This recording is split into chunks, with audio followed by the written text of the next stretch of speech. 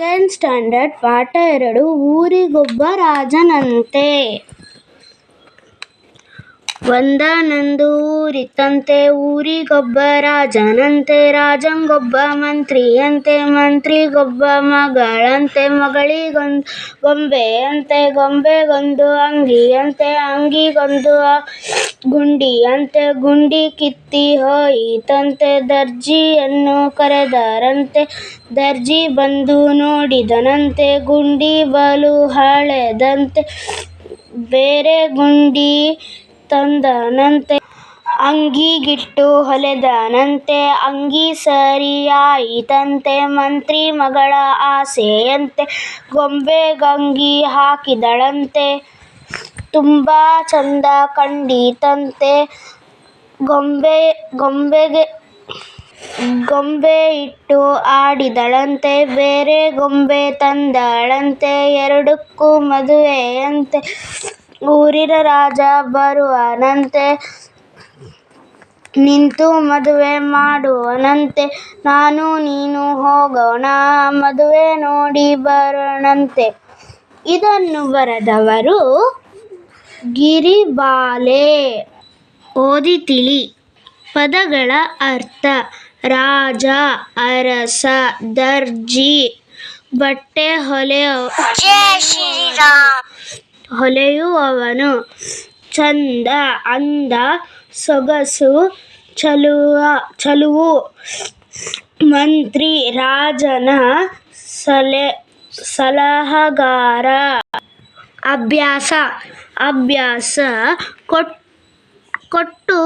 ಕೊಟ್ಟ ಸಾಲುಗಳನ್ನು ಓದಿ ಖಾಲಿ ಬಿಟ್ಟ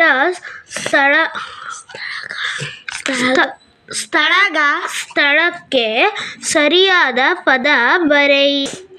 ರಾಜಗೊಂದು ಮಂತ್ರಿಯಂತೆ,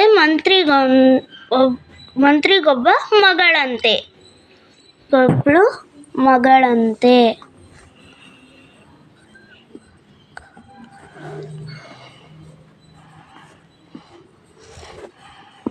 ಮಂತ್ರಿಗೊಬ್ಬ ಮಗಳಂತೆ.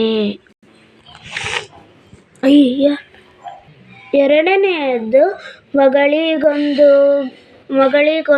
ಗೊಂಬೆಯಂತೆ, ಗೊಂಬೆಗೊಂದು ಅಂಗಿಯಂತೆ.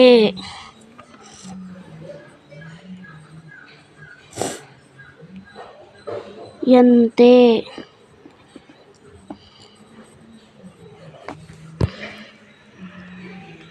ಮೂರನೇದು ಗುಂಡಿ ಬಲು ಹಳೆದಂತೆ, ಬೇರೆ ಗುಂಡಿ.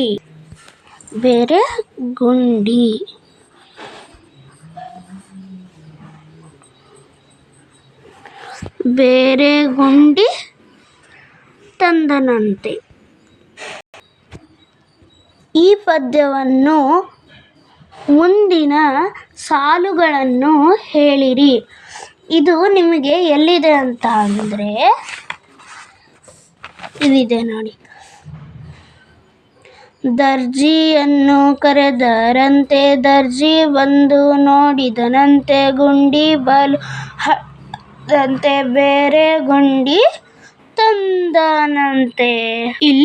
ಇದನ್ನ ಇಲ್ಲಿ ಬರೆಯಬೇಕು. ಒಂದು ವಾಕ್ಯದಲ್ಲಿ ಉತ್ತರಿಸಿ. ಊರಿಗೊಬ್ಬ ರಾಜನಂತೆ, ಗುಂಡಿ ಬಲು ಹಳೆಯದಂತೆ. ಮಂತ್ರಿ ಮಗಳ ಆಸೆಯಂತೆ, ಊರಿನ ರಾಜ ಬರುವನಂತೆ. ಇದನ್ನೆಲ್ಲ ಇಲ್ಲಿ ಬರ್ಕೋಬೇಕು. ಗೊತ್ತಿದೆಯಾ ಫ್ರೆಂಡ್ಸ್? ಫಸ್ಟ್ ಅಂತೂ ರಾಜನಂತೆ.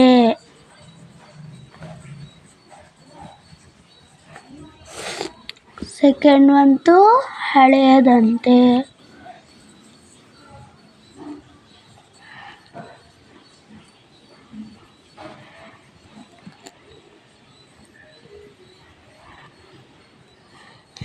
ಥರ್ಡ್ ಅಂತೂ ಆಸೆಯಂತೆ.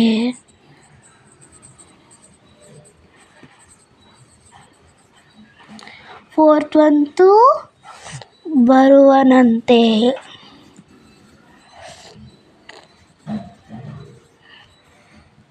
ಓಕೆನಾ? ಇಲ್ಲಿ ಬರ್ಕೋಬೇಕು. ಚಟುವಟಿಕೆ. ಈ ಅಕ್ಷರಗಳನ್ನು ಸರಿಯಾಗಿ ಉಚ್ಚರಿಸಿ. ಆ, ಈ, ಎ, ಓ, ಔ, ಖ, ಗ, ಜ, ಛ, ಜ, ಪ, ಬ, ಲ, ಮ, ಳ, ಹ. ಎರಡನೆಯದ್ದು, ಈ ಪದಗಳನ್ನು ಸರಿಯಾಗಿ ಉಚ್ಚರಿಸಿ. ಫಲಕ, ಭಾರತ, ಕಗ್ಗು, ತಂದಳಂತೆ, ಫಟ್ಟನೆ, ಭಾಗ್ಯ, ಅಜ್ಜ, ಅಜ್ಜ, ಹಳೆಯದಂತೆ, ಭಕ್ತಿ, ಶಕ್ತಿ, ಮಂತ್ರಿ, ಗೊಂಬೆಯಂತೆ.